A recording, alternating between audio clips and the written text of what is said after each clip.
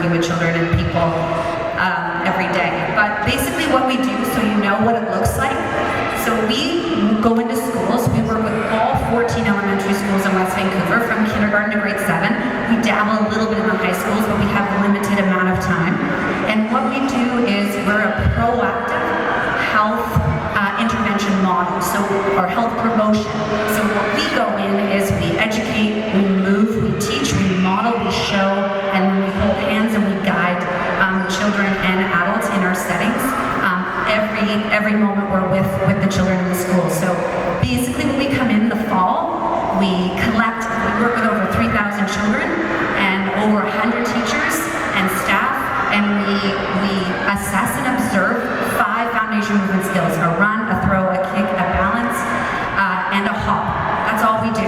We look at over 3,000 children move at their level. We're in the hallway and we look at it, we collect the data, we share that with the school and the administrators and the teachers.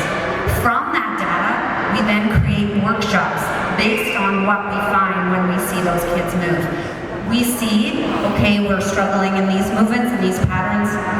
We create workshops. We go into the classroom with the teacher, so it's professional development within the school day. We don't ask to have teachers to come after school. We remove barriers that way. So some of those examples are, we give a dynamic movement workshop in the gym.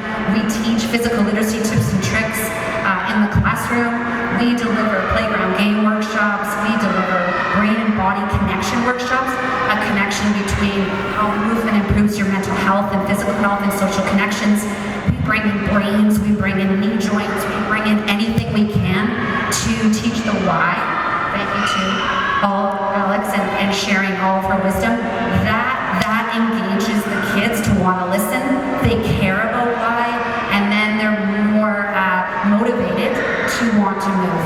So imagine that. We collect the data, we have our workshops, we deliver 3 to 4 throughout the school year, we dabble around, we feed, we visit, we adapt, we modify what we do, and then in the spring, we collect the data again. So we see pre-post based on our intervention. Is it working? Is it not? Who can we catch? Who's struggling? Who's extending? What do we need to do from there, and supporting the teachers and the